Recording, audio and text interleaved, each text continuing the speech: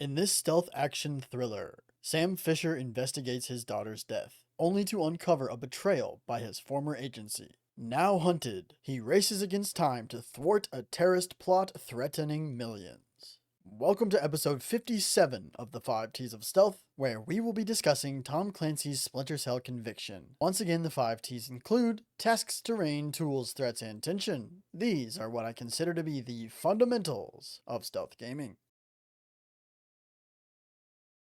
Let me start by saying I played this game on normal difficulty. I would also like to mention something I just said in my review for Splinter Cell Pandora Tomorrow. A few months back, I played through all the available Splinter Cell games on Steam. In October 2025, Ubisoft added the 2 missing games, Pandora Tomorrow and Conviction. I quickly purchased them both so that I could finish the franchise. However, this means the order in which I played the games is a little wonky. There are 6 Splinter Cell games and I played them in the following order: 1, 3, 4, 6, 2, 5. This isn't exactly ideal, but again, I'm happy to say I've now completed the franchise. Let's get started. The story, once again, is pretty standard spy thriller stuff with one major exception. This game is all about Sam Fisher tracking down information about who killed his daughter. That little tidbit was the most interesting part of the story for me. This was doubly important when you consider the fact that I played Double Agent and learned that Sam's daughter was dead, which was the catalyst for him going undercover. I then played Blacklist and his daughter was magically back. This game gave me that in-between and cleared up some important story beats for me, but still, Splinter Cell is not a franchise you play for the story. So, as I mentioned, Sam is tracking down information on his daughter Sarah. He has basically separated himself from everyone and everything while doing this, but is brought back in by Grim, who's been in all the other games and in Sam's ear with intel. In Conviction,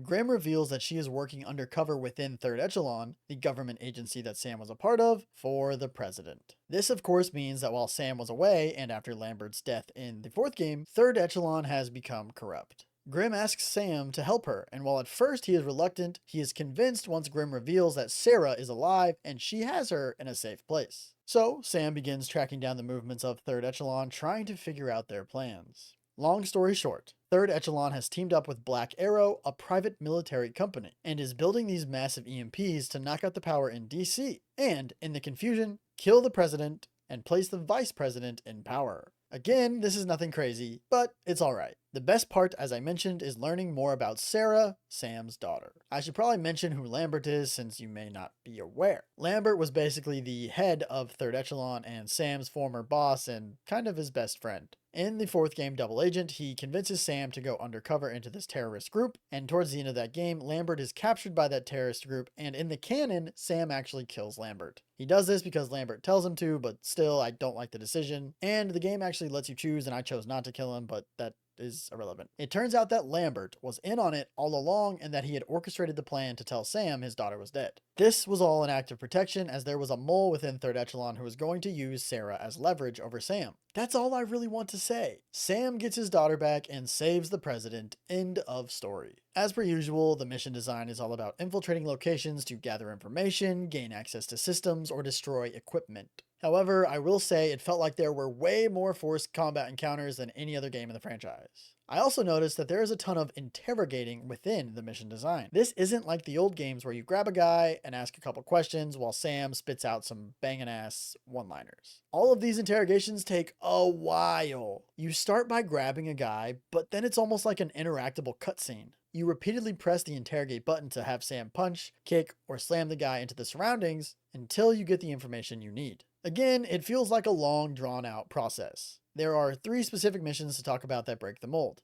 The first is when Sam is in trouble and meeting up with his old friend Victor at a carnival in front of the Washington Monument. This old friend has several men tailing him, and your job is to grab these men without getting noticed. There are a ton of civilians around as well, so you can't just grab them out in the open. You have to track their movements, then jump them as soon as they're in a hidden location. The other is a flashback mission in which you don't actually play as Sam, but instead his old friend Victor. They were war buddies, and basically Sam gets captured, so you go on a killing spree as Victor in a war zone. This isn't really stealth, you're just blasting away. The third unique mission involves hacking cameras and slowly tracking a couple of the big bads having a conversation so you can listen in. Controlling these cameras is ass and very touchy. After they split, you move in and interrogate one, but then he is murdered in front of you and you have to pursue the assassin. This was a pretty solid level as the assassin was dressed as a cop, so all the local cops are helping him, so you have to dodge them while in pursuit. The last thing I want to mention is the ending cutscene of the game because it's actually a little badass, at least in terms of brotherhood. Throughout the entire game, Victor has been acting as a narrator as he's locked up and being interrogated. At the end of the game, he explains how him and Sam are family, and I think I'll just play the clip. Vicky said, "Thanks for everything. I love you like a brother." Brother, that's family, right?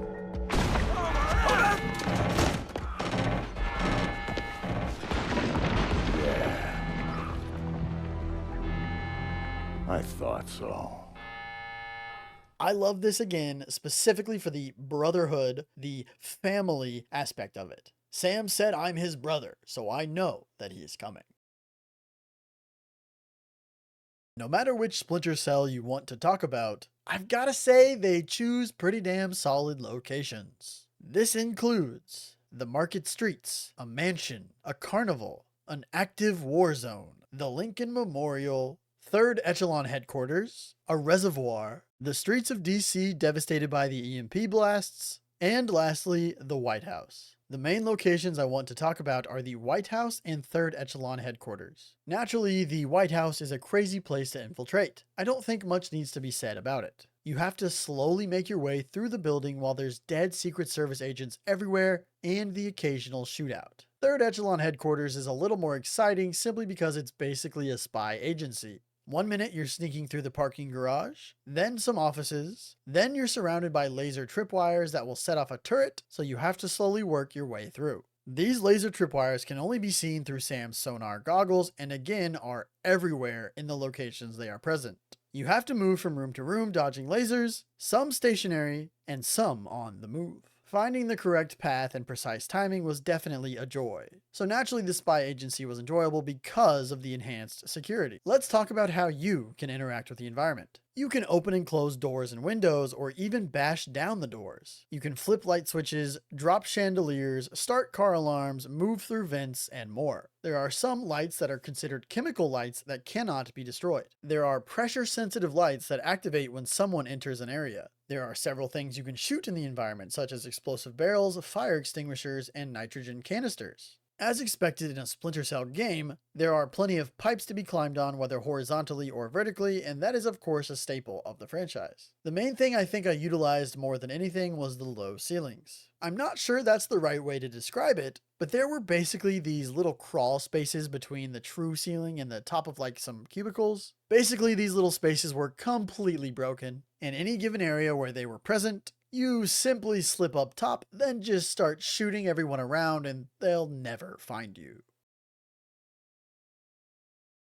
As this is not one of the original trilogy Splinter Cell games, controlling your speed takes a major downgrade. You can toggle a sprint or walk, but that's it for speed control. You can crouch, slide, and take cover. While in cover, you can switch to another nearby cover at the press of a button. Sam is still of course a very acrobatic man, but most of those options aren't present in the later games. However, you can still climb on pipes, shimmy on ledges, and more. You still have the option to peek under doors, which starts with using a mirror until you're given some proper equipment later on. Surprising absolutely no one. This game features a light and dark system, but I can't decide how I feel about it. When you are hidden, your entire screen goes black and white, except for any guards who might be standing in the light. I really liked that as a concept, but I found that it makes it somewhat difficult to actually tell when you're about to be exposed, since the light doesn't exactly stand out. I do really like the black and white, but again, the visuals can be a bit hard to ascertain.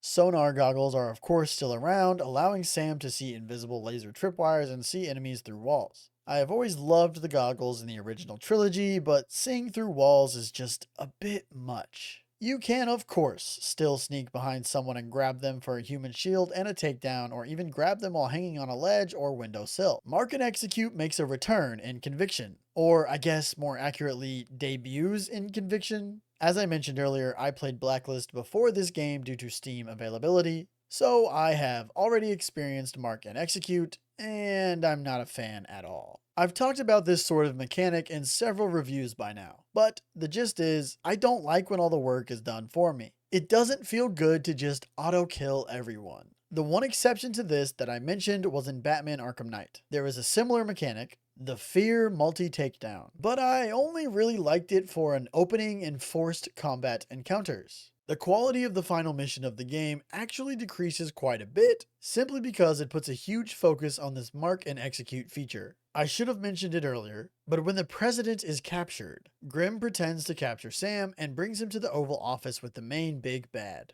The main big bad begins taunting Sam, and you're prompted to mark all the enemies in the room, which is 5 enemies. Once the main big bad approaches Sam, you are prompted to take his gun, and Grim then executes your marked targets. That's the final confrontation. A goddamn mark and execute finale. Okay, let's talk weapons and equipment. The first thing I want to mention is that the shooting feels a little weird. At times, there's this little delay when you press the trigger and when the bullet is actually shot. I'm not exactly sure for the reasoning behind this, but I think it's because at times Sam isn't actually aiming and instead you're just zoomed in. So when you choose to shoot, he has to pull his gun out and point it first, but again, I'm not exactly sure about this. Moving on, you have access to a pistol and an alternate weapon. You will unlock more pistols and alternate weapons as the game progresses, but I am not going to list them all off. In fact, I'm not really going to list any of them off. There's like 6 pistols and then a wide variety of assault rifles, submachine guns, and more. Funnily enough, early on I pretty quickly said screw it and was running around with a shotgun. More on that in tension. If you find a weapon stash, you can change and or upgrade your weapons. Each weapon has 3 upgrades, typically increasing damage, ammo, or range. Some weapons, however, could gain a silencer. There is also the option to pick up weapons off of the bodies of your enemies. On to the equipment. There really isn't anything crazy here. There are EMP grenades, frag grenades, remote mines, flashbangs, the sticky cam, and a portable EMP. Yes, you heard me correctly, they did double dip on the EMP. The sticky cam is probably the only one that needs an explanation, since I think the rest are self-explanatory. I suppose I'll go ahead and mention that the portable EMP is a blast that originates from you rather than being something you throw, but I'm not so sure that's necessary. Anyway, the sticky cam has been a staple of the entire franchise, and in Conviction is a combination between the sticky cam and the diversion cam, which was present in earlier titles. You can use it to scout an area, make a noise to distract guards, or simply blow that bitch up.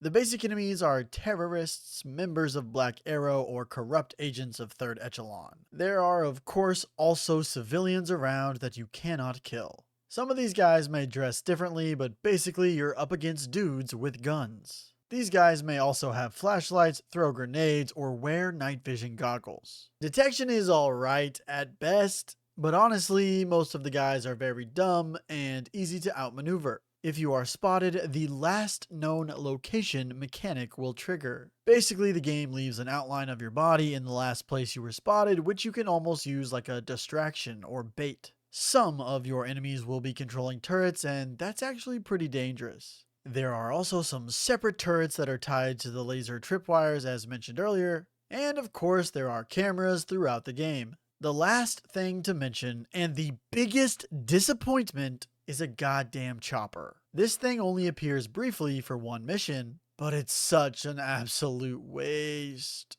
The chopper hovers in place, then temporarily sprays its minigun. You just hop between cover when you have the chance. It's just crazy to me that the chopper doesn't maneuver at all and simply hovers, staring at you. This is very clearly a case of style over substance, in my opinion. Splinter Cell Conviction is definitely the easiest game in the franchise, and if I'm being honest, Probably the worst one, too. Stealth a lot of the time almost feels more like an available option than a necessity. It feels like the game is constantly putting you into shootout scenarios rather than actual sneaky ones, and after a while, I just embraced that feeling. As I mentioned earlier, for most of this game, I was using a shotgun as my alternate weapon. Let that sink in. I was running around a stealth game with a goddamn shotgun. And truthfully, it worked. I kept with it because it felt the most effective. Since the shooting felt pretty rough, there was no point in using the other weapons since I felt like I was just burning through ammo. The big exception came at the end of the game when I started using an assault rifle with a scope upgrade and just aiming down sights the whole time. My bullets finally went where I was looking. Now in the actual stealth moments, I was using a silenced pistol, of course, and just taking down everyone. However, when all hell broke loose, it was shotgun time, and I was fine with that. Conviction is a very different type of game, and I accepted that and adjusted my playstyle to match it. This is a very aggressive, shootout heavy type of stealth. You are able to very easily lose your pursuers, so using a shotgun is actually viable. Blast one dude, then everyone will focus on your last known location as you sneak to a new spot to blast the next dude. I also loved this shotgun strategy because this thing sent enemies flying. When you hit someone up close with a shotgun, it was wild. The ragdoll made me smile every time, and that's something that can be said for the explosives as well. Frags and mines and even the sticky cam would send bodies flying all over the place. I usually find myself never using frags in stealth games, but again, with the aggressive nature of this game, it was very effective for taking down a big group before getting stuck in a shootout. If I haven't made it clear yet throughout all 6 of my Splinter Cell reviews, I am definitely an original trilogy supremacist. I think those first 3 games are pretty damn great, and basically outshine the next 3 in almost every way. However, I quite enjoyed my time with Blacklist, even though it's a very different style of game as well. I can now tell that Blacklist learned a lot from Conviction. At least I'd like to think so. Conviction and Blacklist give you so many options and make you very powerful. You have so many different weapons, and using them feels a lot better than the old games. However, the big differentiator is the enemy design. The ease of use in Blacklist felt great because there were powerful enemies who could still make your life difficult. This is severely missing in Conviction. Every enemy feels like a joke, so most of the time you're just a one-man army casually taking down all your foes. Tom Clancy's Splinter Cell Conviction is arguably the biggest change for the franchise with its much higher pace. However, this change brought more negatives than positives to the table, and while I can't say I'm a big fan of it, I can appreciate the blueprint it created for what was to become Splinter Cell Blacklist.